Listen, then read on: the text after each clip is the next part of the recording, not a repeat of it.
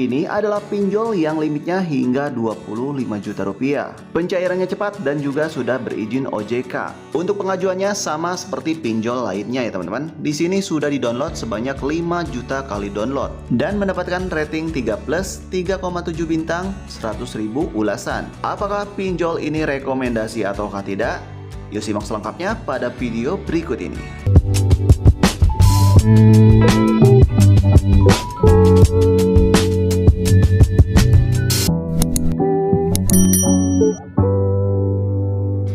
Assalamualaikum warahmatullahi wabarakatuh. Halo teman-teman, apa kabarnya? Semoga pada sehat selalu. Nah, di video kali ini kita akan mereview sebuah pinjaman online yang limit tertingginya hingga 25 juta rupiah.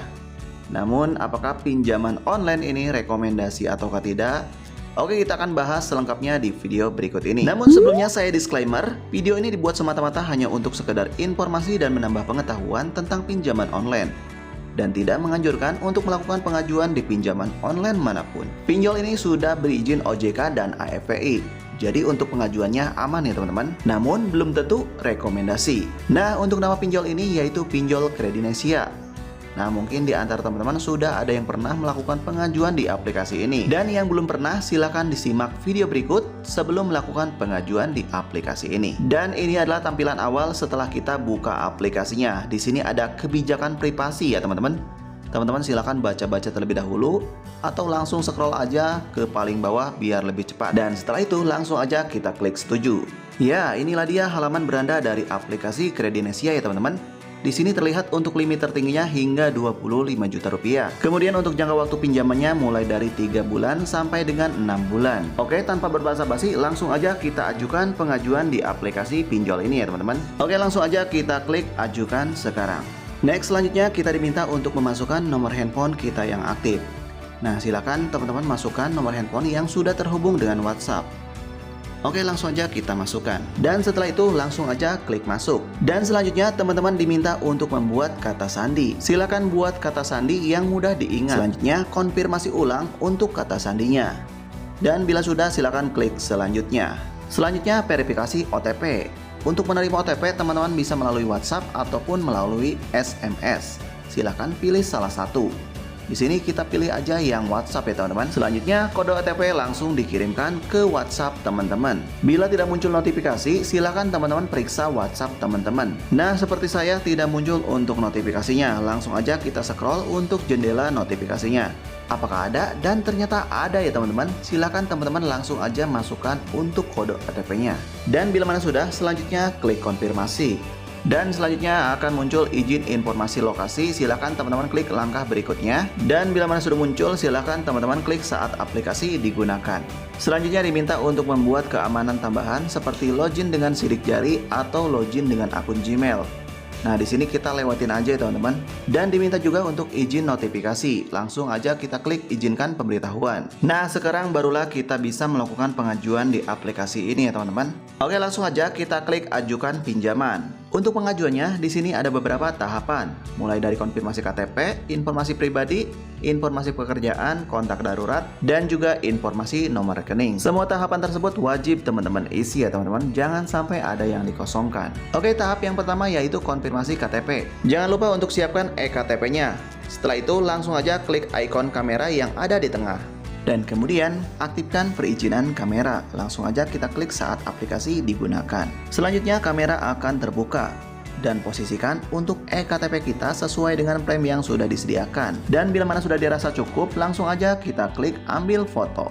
Kemudian klik centang untuk melanjutkan. Selanjutnya eKTP kita akan langsung terupload pada sistem dan mengisi untuk data informasi KTP. Nah, di sini seperti nama lengkap, kemudian nomor KTP dan juga yang lainnya. Dan bila ada salah input silakan dihapus secara manual. Seperti gelar pada nama, kita akan hapus ya teman-teman. Dan bila mana sudah dirasa cukup, langsung aja klik lanjutkan. Tahap selanjutnya adalah pengisian informasi pribadi, mulai dari pendidikan terakhir, status pernikahan, jumlah anak, dan nama ibu kandung. Kemudian status domisili, kabupaten, kota, provinsi, dan juga alamat rumah.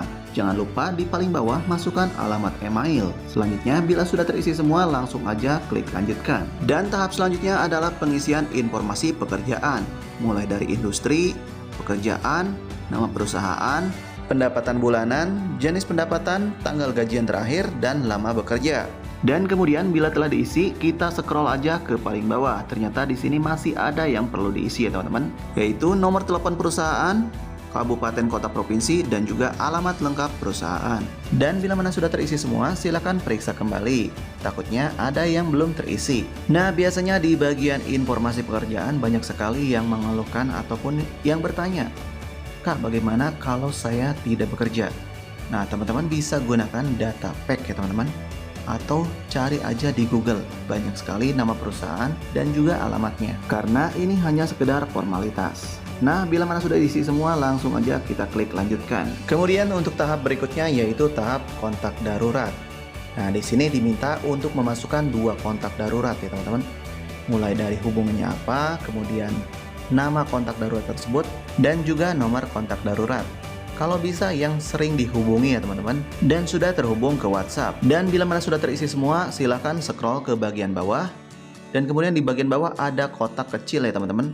Silakan klik centang kotak kecil tersebut dan barulah klik lanjutkan. Dan tahap terakhir adalah pengisian informasi rekening bank. Dan untuk nama akun bank biasanya sudah terisi sesuai dengan KTP. Selanjutnya tinggal pilih aja untuk nama banknya. Oke, kita akan pilih sesuai dengan bank yang saya miliki. Selanjutnya di kolom yang ketiga masukkan nomor rekening banknya. Silahkan masukkan, jangan sampai salah ya teman-teman. Dan bila mana sudah yakin, selanjutnya klik masukkan. Selanjutnya kita diminta untuk verifikasi wajah. Silahkan ikuti sesuai dengan perintah yang diminta. Dan kita tunggu untuk proses peninjauannya. Dan biasanya sih untuk peninjauannya cepat, hanya 60 detik. Dan kita tunggu untuk peninjauannya sampai dengan selesai. Dan alhamdulillah kita disetujui ya teman-teman, kita mendapatkan limit sebesar Rp1.200.000. Untuk tenor pinjamannya mulai dari 1 bulan hingga 6 bulan. Dan untuk biaya ataupun bunga pinjamannya mulai dari 0,03% hingga 0,11% per hari. Wow, menurut saya sih agak besar ya teman-teman untuk bunganya. Oke, kita lihat aja ya teman-teman, kita klik aja ajukan pinjaman. Nah, di sini teman-teman bisa melakukan pinjaman dari 1 juta hingga Rp1.200.000. Wow, tidak bisa 500.000 ya. Di sini minimalnya 1 juta. Dan bila mana teman-teman meminjam 1 juta, maka jumlah yang akan diterima itu sekitar Rp900.000. Dan pembayaran tersebut dibayarkan selama 4 periode, setiap 15 hari sekali. Namun bila mana teman-teman meminjam Rp1.200.000, maka jumlah yang diterima yaitu sekitar Rp1.080.000. Jadi saat meminjam kita sudah kehilangan Rp120.000 ya teman-teman. Nah, kita akan coba lihat untuk rinciannya. Jadi jika kita melakukan pengajuan pinjaman Rp1.200.000, maka ada biaya admin Rp120.000. Sudah termasuk PPN 11% dan biaya admin 2,5% per periode.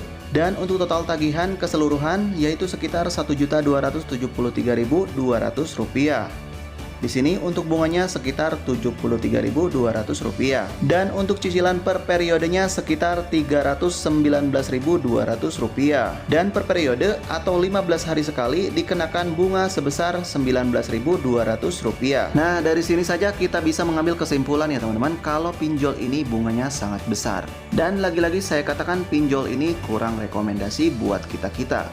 Namun kalaupun ada yang ingin pinjam ya silakan saja, karena saya tidak melarangnya. Ingat, pembayarnya setiap 15 hari sekali, bukan sebulan sekali ya teman-teman. Oke teman-teman, mungkin cukup sekian saja untuk informasi kali ini. Dan bila ada salah kata, saya mohon maaf. Jangan lupa untuk mengklik tombol like and subscribe-nya dan juga nyalakan loncengnya, biar tidak ketinggalan untuk informasi terbaru dari channel ini.